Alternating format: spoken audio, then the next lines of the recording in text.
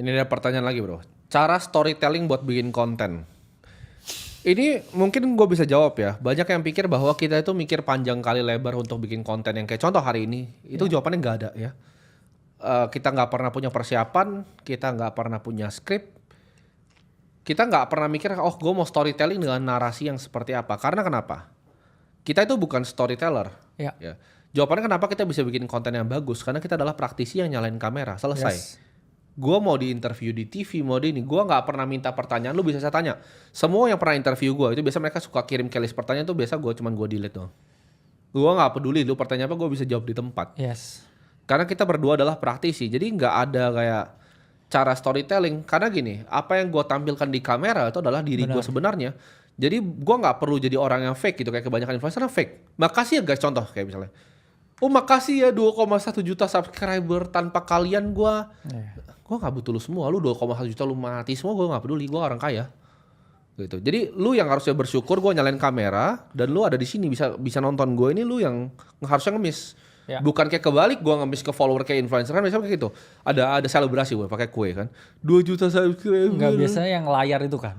Iya. Oh, biasanya iya, kan, ada counternya, benar. Iya, ada counternya gitu kan. Pakai kue ya kan.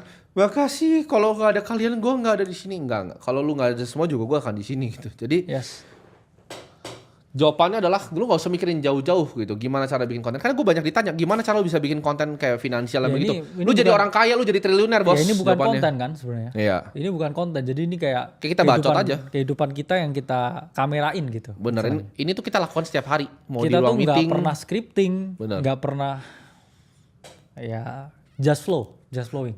Jadi kalau memang apa alasannya, sebenarnya gini.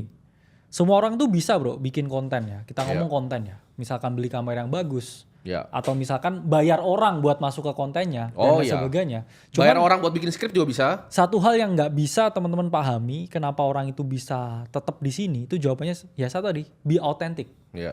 Karena orang yang fake. Yaitu di depan kamera atau ini. Pasti akan kelihatan fake-nya. Betul. Ada suatu poin di mana semua yang udah dia rancang di pikirannya, ya impromptu tiba-tiba dilakuin sesuatu, tiba-tiba ketahuan tuh fake. Nah, itu paling gampang dilihat kalau misalnya di long form, bro. Contoh seperti live stream ini, pasti yang fake nggak berani bikin seperti ini. Iya, karena kalau tadi gue misalnya maki karyawan gue goblok, gue maki di sini langsung gitu. Gue memang begitu orang ya. Itu nggak dibuat-buat, nggak ada storytelling. Kalau memang berisik mereka di belakang kan gue bilang tadi suruh diem kan, berisiknya gue maki goblok gitu.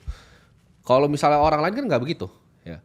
Mereka di kamera mereka pretend bahwa image mereka bagus padahal isinya sampah gitu kan. Yes. Kelihatan sayang sama bininya padahal ya kelihatan sayang sama mamanya padahal kelakuannya kayak anjing. Itu kan banyak banget yang begitu-begitu. Jadi setuju.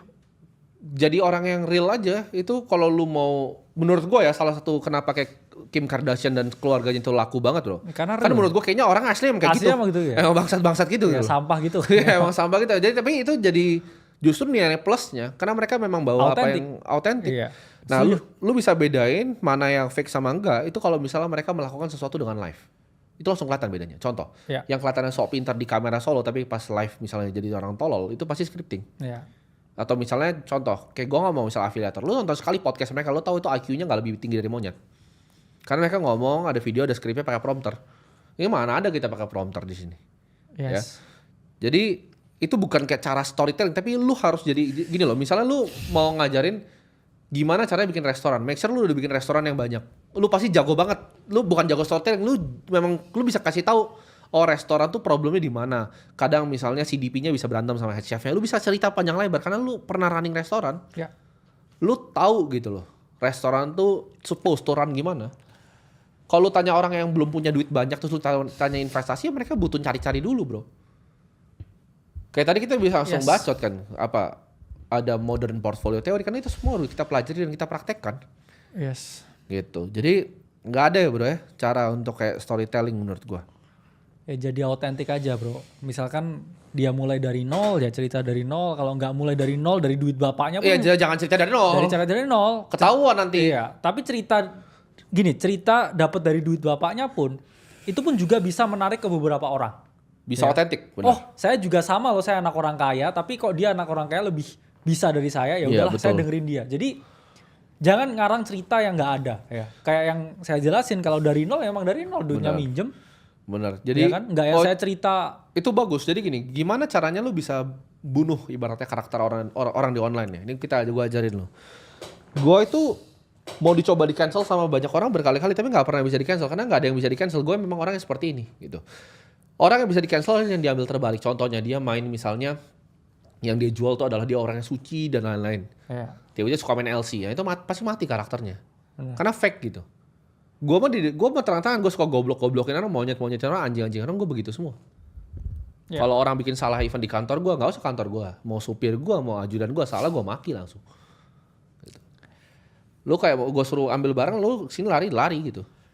Memang begitu anjing hidup gue. Ya sebenarnya kalau kita ngomong ya kenapa kita ya yang kita sajikan itu diterima oleh orang, itu selain karena kita autentik, karena zaman sekarang itu terlalu banyak kepalsuan bro. Jadi ketika kita ngomong apa adanya itu banyak diterima.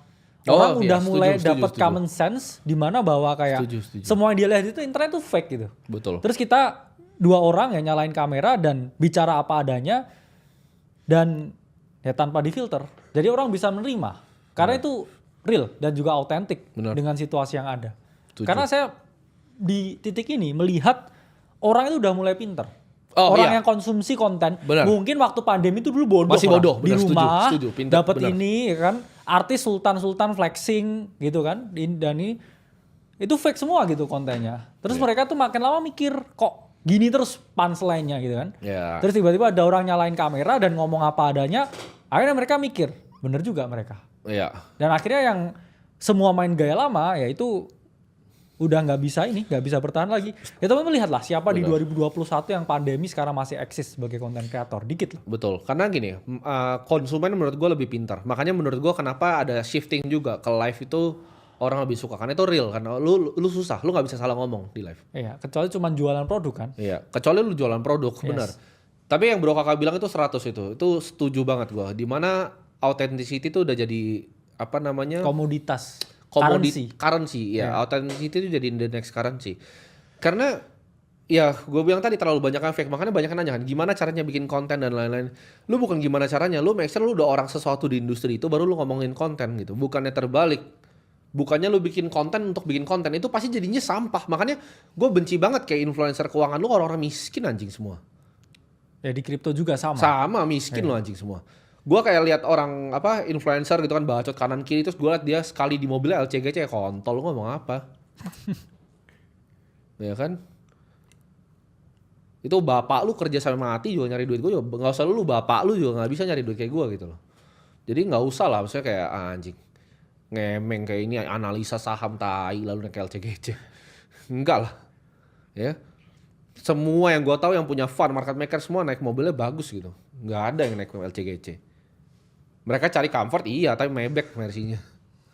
Nggak ada di dunia ini kayak orang so humble. Buffett aja ngakuin bro. Ya. Kan ditanyakan gue suka banget nih kata-kata dia. Apa sih yang membedakan kekayaan dia sama kita? Dia sih bilang sama. Kalau nonton TV tetap sama, dia bilang. TV-nya tetap sama yang gede itu kan. Ada yang bahal, ada yang kecil. Dia bilang TV-nya sama lah. Nonton football sama TV-nya. Nonton Breaking Bad, dia juga suka nonton Breaking Bad tuh. Sama katanya TV-nya. Tapi yang beda tuh ada beberapa dia bilang. Yang satu, dia travel better dibanding orang-orang. Seorang seperti Buffett tuh autentik bro. Dia nggak fake.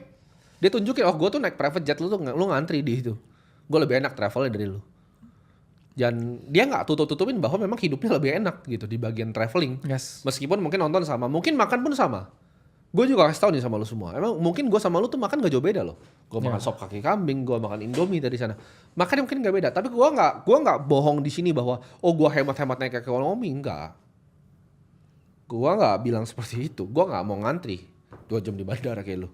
Lu aja. Ya gitu. Lebih lah bro 2 jam kadang ngantri. Iya kadang bisa lebih kan. Siap-siap, OTW-nya. Check-in, ya kan. Abis check-in lu masuk mesti nunggu lagi kan yang orang. Boarding pass itu. Ya boarding pass. Ada yang pernah gitu nggak tuh? Dari lu masuk ke dalam bro? Setengah hari. Iya bisa setengah hari. Domestik itu setengah hari. Iya. Lu masuk ke dalam, terus lu masih belum kalau delay. Belum kalau delay. Iya. Setengah hari bro. Bisa sehari. Karena ya itu tadi ya.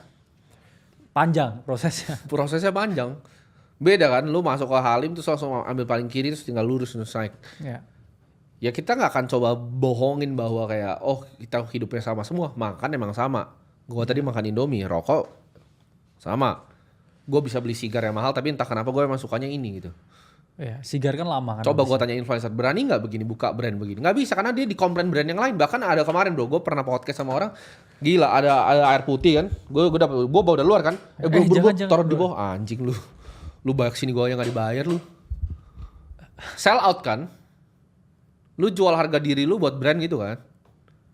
Itu kenapa konten gak ada yang otentik? Karena mereka punya guideline, gue kasih tahu ya, semua content creator yang punya brand, yang punya endorse itu punya guideline tertentu bro. Ada hal-hal yang lu gak boleh omongin. Kalau kita kan gak ada. Gue ngomong semua emang bener-bener apa yang gue mau dari hati gue. Ya. Nah, mereka ada guideline-nya. Oh jangan begini ya, nanti gue cabut ya brandnya ya. Itu dia. Jadi jawabannya adalah gimana cara bikin konten yang bagus. Atau pertanyaan lu tadi, jadi storyteller yang bagus. Enggak, lu gak perlu jadi storyteller yang bagus. Lu perlu jadi orang yang berhasil di bidangnya dan nyalain kamera. That's it.